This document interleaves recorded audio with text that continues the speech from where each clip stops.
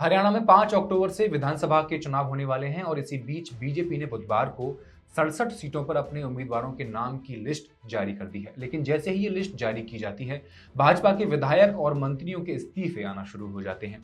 दरअसल इस लिस्ट में 3 मंत्री सहित 9 विधायकों के टिकट काट दिए गए हैं, जबकि बीजेपी ने 40 सीट पर नए चेहरे मैदान में उतारे हैं।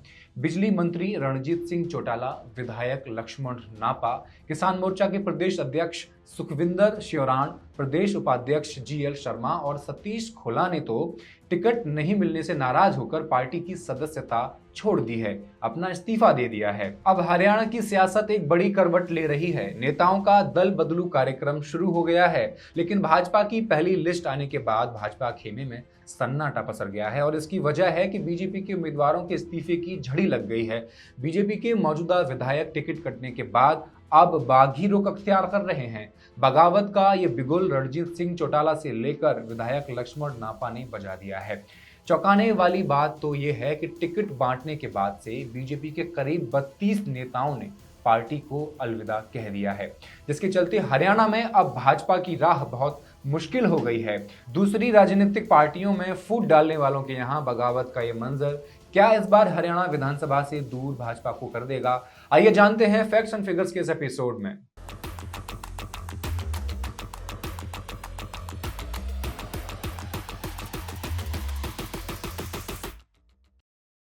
नमस्कार, मैं हेमंत और आप मॉलिटिक्स देख रहे हैं। हरियाणा विधानसभा चुनाव में कांग्रेस और आम आदमी पार्टी गठबंधन के लिए बातचीत कर रही हैं। कांग्रेस के बड़े नेताओं ने तो कथित तौर पर इस गठबंधन के लिए सहमति दे भी दी है, लेकिन अभी तक आधिकारिक तौर पर कोई घोषणा नहीं की गई है।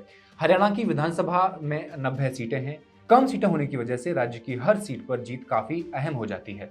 इन चुनावों में बीजेपी, कांग्रेस और आम आदमी पार्टी के अलावा कई अन्य छोटी पार्टियां भी चुनावी मैदान में हैं। लोकसभा चुनावों में हरियाणा में कांग्रेस को 43% वोट मिले थे, जबकि बीजेपी ने 46% वोट हासिल कर लिए थे। यहां दोनों पार्टियों के बीच वोटों में काफी कम अंतर रहा था। लोकसभा चुनावों में बीजेपी को राज्य की 44 विधानसभा सीटों पर सबसे ज्यादा वोट मिले, जबकि कांग्रेस 42 विधानसभा सीटों पर आगे रही थी। इस लिहाज से भी दोनों पार्टियों के बीच अंतर काफी छोटा रहा। हरियाणा में साल 2019 में हुए पिछले विधानसभा चुनावों में बीजेपी को 40 सीटें मिली थीं और उसने 10 सीटें जीतने वाली दुष्यंत चौटाला की जन नायक जनता पार्टी के साथ गठबंधन करके सरकार बनाई थी। हालांकि इस साल मार्च महीने में मनोहर लाल खट्टर के मुख्यमंत्री पद से इस्तीफा देने के बाद ये गठबंधन टूट गया। राज्य के पिछले विधानसभा चुनावों में कांग्रेस को 31 सीटों पर ही जीत मिल सकी थी और इस साल हुए लोकसभा चुनावों में कांग्रेस और बीजेपी दोनों ने राज्य की बराबर 5-5 सीटों पर जीत हासिल की है। टक्कर तो कांटे की लग रही थी, लेकिन करीब 24 सीटों पर बीजेपी का सियासी समीकरण अब गड़बड़ाता नजर आ रहा है, जिसके चलते पार्टी डैमेज कंट्रोल करने में जुट गई है। ऐसे में देखना है कि बीजेपी के बागी हुए नेता कितनी सीटों पर सियासी गेम बिगाड़ने में सफल होते हैं। हरियाणा में बीजेपी इस बार पहले से ही सत्ता का विरोध झेलती आ रही है और अब टिकट न मिलने से नाराज नेताओं की नाराजगी ने टेंशन और बढ़ा दी है। हरियाणा विधानसभा चुनाव सह प्रभारी बिप्लब कुमार देव ने भाजपा के 4 वरिष्ठ नेताओं को इन नाराज हुए नेताओं को मनाने का जिम्मा सौंपा था। इसके बाद भी कई बीजेपी नेताओं ने निर्दलीय चुनाव लड़ने का ऐलान कर दिया है। कुरुक्षेत्र से बीजेपी सांसद नवीन जिंदल की मां सावित्री जिंदल ने हिसार विधानसभा सीट से निर्दलीय चुनाव लड़ने का ऐलान कर दिया है, जबकि बीजेपी ने इस सीट पर दोबारा से विधायक डॉक्टर कमल गुप्ता को उतारा था। सावित्री जिंदल और जिला उपाध्यक्ष तरुण जैन बीजेपी से टिकट मांग रहे थे, लेकिन कमल गुप्ता के नाम पर मोहर लगी है। सावित्री जिंदल और तरुण जैन दोनों ही निर्दलीय चुनाव लड़ने की बात कर रहे हैं। ऐसे में दोनों ही बागी चुनाव में उतरते हैं तो बीजेपी के लिए ये सीट जीतना आसान नहीं होगा। सावित्री इस सीट से कांग्रेस से विधायक रह चुकी हैं और उनकी अपनी सियासी पकड़ काफी यहाँ मजबूत है। वहीं रानिया विधानसभा सीट से रणजीत सिंह चौटाला का बीजेपी ने टिकट काट दिया है। बीजेपी ने उनकी जगह शीशपाल कंबोज को वहां से टिकट दिया है। रणजीत चौटाला को बीजेपी ने डब वाली सीट से चुनाव लड़ने का ऑफर दिया था, लेकिन वो तैयार नहीं हुए, जिसके बाद उन्होंने बीजेपी से इस्तीफा देकर निर्दलीय चुनाव लड़ने का ऐलान कर दिया है। 2019 में भी जब कांग्रेस ने उन्हें रानिया सीट से टिकट नहीं दिया था तो वो निर्दलीय लड़कर विधायक चुने गए थे। तो रणजीत चौटाला के उतरने से बीजेपी का खेल रानिया सीट पर गड़बड़ा सकता है। वहीं कुछ नेता ऐसे भी हैं जो भाजपा से अब कांग्रेस में शामिल हो गए हैं। रतिया विधानसभा सीट से बीजेपी के विधायक लक्ष्मण नापा ने टिकट कटने के चलते पार्टी से इस्तीफा दिया और कांग्रेस का दामन थाम लिया। इस क्षेत्र से सतपाल बाजीगर और गुरमीज बाजीगर ने भी बीजेपी को अलविदा कह दिया है।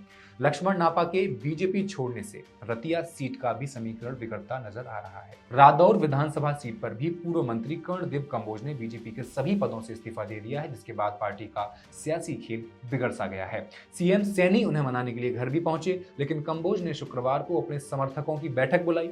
माना जा रहा है कि कर्णदेव कंबोज निर्दलीय विधानसभा चुनाव लड़ने का फैसला कर सकते हैं। बरवाला विधानसभा सीट से बीजेपी का टिकट न मिलने के बाद पार्टी के जिला सचिव महंत दर्शन गिरी ने निर्दलीय चुनाव लड़ने का फैसला कर लिया है। इस तरह बरवाला सीट पर भी बीजेपी का सियासी गणित बिगड़ गया है।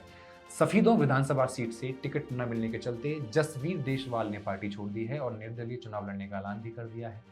इसके अलावा पूर्व मंत्री बच्चन सिंह आर्य ने इस्तीफा सौंप दिया है, क्योंकि बीजेपी ने जेजेपी से राम कुमार गौतम को यहां से अपना उम्मीदवार बनाया है, जिसके चलते जसबीर देशवाल और बच्चन सिंह आर्य बागी हो चुके हैं। बीजेपी के लिए ये सीट काफी मुश्किल होती दिख रही है। बेरी सीट पर भी बीजेपी के टिकट न मिलने से अमित अहलावत बागी हो चुके हैं। इस तरह सफीदों और बेरी दोनों सीटें भाजपा के लिए मुश्किल होती दिख रही हैं। उकलाना विधानसभा सीट पर बीजेपी की प्रदेश कार्यकारिणी सदस्य सीमा गैबीपुर ने पार्टी को अलविदा कह दिया है। बाढ़ड़ा सीट के पूर्व विधायक सुखविंद माढ़ी और विकास उर्फ भल्लेराम ने भी पार्टी छोड़ दी है, जिसके बाद बाढ़ड़ा सीट पर मामला गड़बड़ाता दिख रहा है, तो वहीं उकलाना में सीमा गैबीपुर खेल बिगाड़ सकती हैं। इसी तरह बवानी खेड़ा सीट के विधायक और राज्य मंत्री विशंभर वाल्मीकि का टिकट पार्टी ने काट दिया है। शुक्रवार यानी आज उन्होंने अपने समर्थकों के साथ बैठक बुलाई है, जिसका नतीजा अभी तक सामने नहीं आ पाया है। एक एक करके वो सभी सीट आपको बताएंगे जहां पर भाजपा की हार लगभग तय हो चुकी है। जैसे इन बागियों की फेहरिस्त में तोशाम विधानसभा सीट भी है, जहां पर बीजेपी ने कांग्रेस से आई किरण चौधरी की बेटी श्रुति चौधरी को प्रत्याशी बना दिया है। तोशाम सीट से बीजेपी से पूर्व विधायक शशि रंजन परमार चुनाव लड़ना चाहते थे, लेकिन श्रुति चौधरी के नाम पर मुहर लगने के बाद उन्होंने बागी रुख अपना लिया है। माना जा रहा है कि वो अपने समर्थकों के साथ कोई बड़ा फैसला बहुत जल्द ले सकते हैं। अब बागी हुए हैं तो नुकसान तो करेंगे ही। सोनीपत सीट से टिकट मांग रही पूर्व मंत्री कविता जैन की उम्मीदों पर भी पानी फिर से फिर गया है, क्योंकि निखिल मदान को पार्टी ने उम्मीदवार बना दिया है। इसके बाद कविता जैन अपने समर्थकों के सामने फूट फूट कर रोने लगी। उन्होंने पार्टी नेतृत्व को टिकट बदलने के लिए 3 दिन का अल्टीमेटम दिया है। महम विधानसभा सीट से बीजेपी का टिकट मांग रही राधा अहलावत की उम्मीदें भी टूट गई हैं। अब उनके पति शमशेर खड़कड़ा ने अपने समर्थकों की बैठक बुलाई। खड़कड़ा गांव की पंचायत ने शमशेर का साथ देने का ऐलान किया है। राधा अहलावत निर्दलीय चुनाव लड़ सकती हैं। अटेली सीट से टिकट की दावेदारी करने वाले भाजपा ओबीसी प्रदेश कार्यकारिणी के सदस्य और पंचायत एसोसिएशन के पूर्व प्रधान कुलदीप यादव ने बागी रुख अख्तियार कर रखा है। कोसली विधानसभा सीट से टिकट के दावेदार और फिल्म अभिनेता राजकुमार राव के रिश्ते में जीजा लगने वाले सुनील राव ने भी बीजेपी छोड़ दी है और कोसली सीट से निर्दलीय चुनाव लड़ने का संकेत दिया है। कारण था सुनील राव ने प्रत्याशी अनिल डहीना को बदलने की मांग उठाई थी। रेवाड़ी सीट से टिकट न मिलने पर डॉक्टर सतीश खुलन और सन्नी यादव भी पार्टी छोड़ चुके हैं। दोनों ही नेताओं ने निर्दलीय चुनाव लड़ने का ऐलान कर दिया है। ऐसे ही इसराना सीट पर सत्यवान शेरा को टिकट न मिलने पर उनकी पत्नी और भाजपा महिला मोर्चा की पानीपत जिला अध्यक्ष आशु शेरा ने पार्टी को अलविदा कह दिया है। समालखा सीट से 2 बार चुनाव लड़ चुके शशिकांत कौशिक भी बीजेपी से टिकट न मिलने के चलते नाराज हैं। इसी तरह मुलाना के पूर्व विधायक राजवीर बराड़ा के समर्थकों ने भी नाराजगी जताई है। थानेसर क्षेत्र के जय भगवान शर्मा, डीडी और कृष्णलाल बजाज नाराज चल रहे हैं। अब ये निर्दलीय मैदान में उतर सकते हैं। ऐसे ही गुरुग्राम सीट पर बीजेपी उपाध्यक्ष जीएल शर्मा और जिला मीडिया प्रभारी गजेंद्र गुप्ता ने पार्टी से इस्तीफा दे दिया है। इसके अलावा नवीन गोयल ने पार्टी छोड़ते हुए निर्दलीय चुनाव लड़ने का ऐलान कर दिया है। रोहतक की गढ़ी सांपला किलोई पर मंजू हुड्डा को टिकट दिए जाने से नाराज पूर्व मंत्री कृष्णमूर्ति हुड्डा ने कार्यकर्ताओं की बैठक बुलाई है। माना जा रहा है कि कृष्णमूर्ति हुड्डा निर्दलीय ताल ठोक सकते हैं। सोहना सीट से टिकट कटने के बाद खेल मंत्री संजय सिंह नाराज हैं। शुक्रवार को अपने समर्थकों के संग बैठकर चुनाव लड़ने पर फैसला कर सकते हैं। इसी तरह डबवाली सीट पर आदित्य देवीलाल चौटाला ने बागी तेवर अपनाया हुआ है। माना जा रहा है कि वो भी निर्दलीय चुनाव लड़ने की फिराक में है। अब बीजेपी इस डैमेज कंट्रोल में जुटी हुई है, लेकिन इसके बाद भी पार्टी नेताओं की नाराजगी खत्म होने का नाम नहीं ले रही है। ऐसे में कयास यही लगाए जा रहे हैं कि बागी नेता भाजपा के वोट काटने का काम करेंगे, जिसका फायदा कांग्रेस को मिल सकता है और विनेश फोगाट के कांग्रेस में शामिल होने का फायदा भी कांग्रेस को मिल ही जाएगा। कमेंट करके बताएं आप किस पार्टी की सरकार हरियाणा में देखना चाहते हैं और पॉलिटिक्स को सब्सक्राइब करना ना भूलें। शुक्रिया।